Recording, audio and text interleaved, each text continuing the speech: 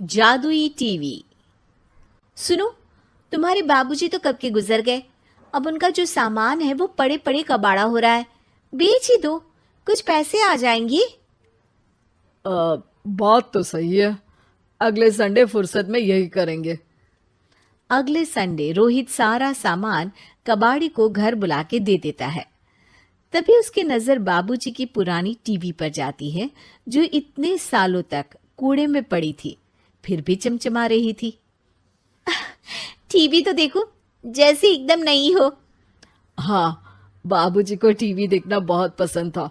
उनका सपना था कि वो टीवी पे आए। एक बार मौका भी था जब वो अपने गांव के गाने सुनाने किसी चैनल पर जाने वाले थे, पर मैं और मेरा भाई लड़ पड़े और बाबूजी को घर पर ही रुकना पड़ा।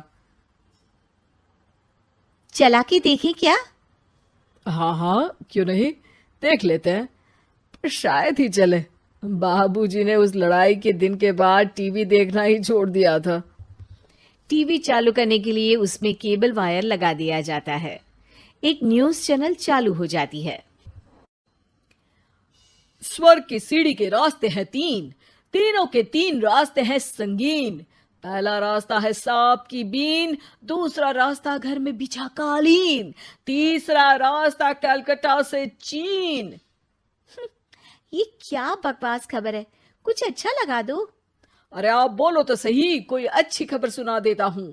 मेरा तो काम ही खबर देना है। अरे बाप रे, टीवी बात कर रही है। हाँ, ये न्यूज वाला मुझसे। हाँ हाँ, आपसे ही तो बात करूंगा ना, आपके घर में हूं तो।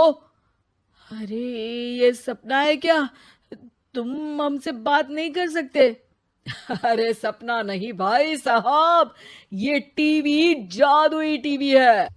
बोलो, क्या खबर सुननी है, वरना ब्रेक लेने का टाइम आ जाएगा। सुप्रिया घबरा के टीवी बंद कर देती है। वो क्या था?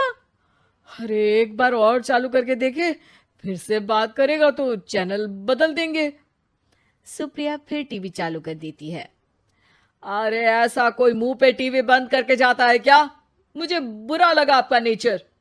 चाय पानी तो पूछो।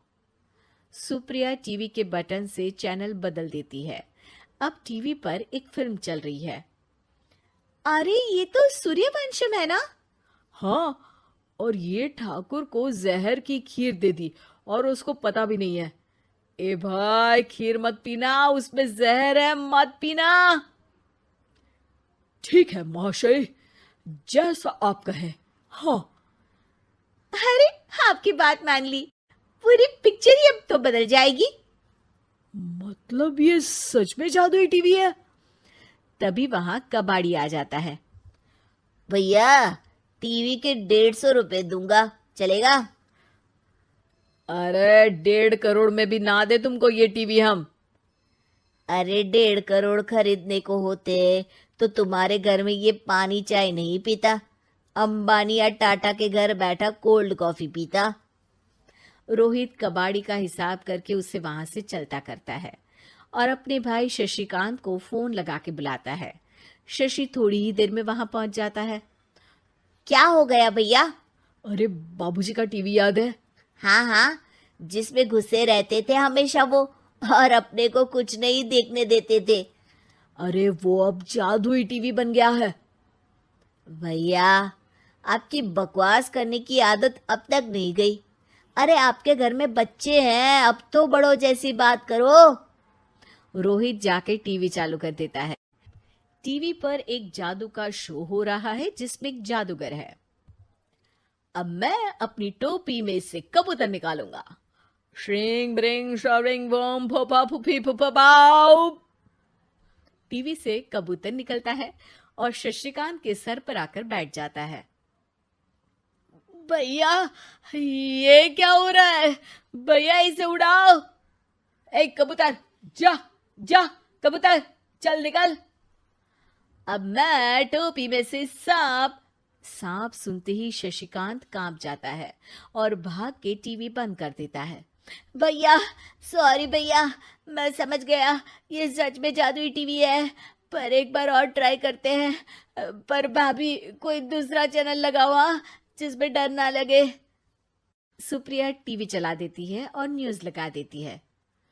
अरे कितने दिनों बाद मुझे याद आया, बताइए क्या खबर सुनाओ। और ये नया आदमी कौन है? ये मेरा भाई है शशिकांत। ओह यस, वही है ना जिससे तुम लड़ लिए थे किसी बात पे, और तुम्हारे बुढ़ाओ पिताजी गुस्सा हो गए थे और टीवी को संन्यास दे दिया था। हैं? तुमको कैसे पता ये सब? इस टीवी में रहने वाले आदमी से लेकर कबूतर तक को तुम्हारे बाबूजी और तुम्हारी बातें पता है, इसलिए तो ये जादुई टीवी है। ये टीवी क्या कर सकती है वैसे? तुम जो मांगो दे सकती है। कहानी बदल सकते हो, खबर बदल सकते हो, कोई चीज मांग सकते हो। अरे भैया, ये टीवी मैं लेके जा रहा हूँ। बाबूजी का लाडला तो मैं ही था ना। अरे ऐसे कैसे? मैं बड़ा बेटा था, अब तक मेरे घर में टीवी थी ना। अब तक कहाँ गए थे पिताजी के लाडले? तुम्हारी गलती का एहसास भी है। अरे भैया, ज्यादा ना बोलो वरना भूल गए आपके दांत तोड़ दिए थे मैंने उस लड़ाई में। मेरी बीवी के सामने मेरी बेइज्जती करता है। रुक। दोनों भाई हाथापाई पे उतर जाते हैं। रुक, बताता हूं तुझे कि कौन बड़ा है। अरे छोटे का दम तो देख लीजिए आप। ये खबर आपके बाबूजी को देता हूं। तभी टीवी अचानक बंद हो जाता है। अरे शायद टीवी नाराज हो गया। और लड़ लो, आए बड़े खली बनने। टीवी से एक तेज रोशनी निकलती है और टीवी में बाबूजी दिखाई देते हैं। बाबूजी आप? इतना चकरा क्यों रहा है?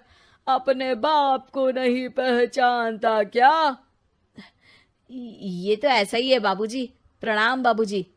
अरे चुप कर, तुम दोनों ही उल्टे हो। तुम्हारी वजह से मैंने टीवी में आने के सपने को छोड़ दिया, तुम्हारी लड़ाई की वजह से। और तो और, जितना मैं अपनी बीवी को नहीं देखता था उतना टीवी को देखता था, वो भी छोड़ दिया तुम दोनों की लड़ाई की वजह से। और अब मरने के बाद जब मैंने टीवी को जादुई टीवी बना दिया तो भी तुम इसका फल लेने की जगह लड़ रहे हो। अरे तुम तो लायक ही नहीं हो। अब तुमको बाबा जी का ठुल्लू भी नहीं मिलेगा। बाबूजी चले जाते हैं। टीवी बंद हो जाता है।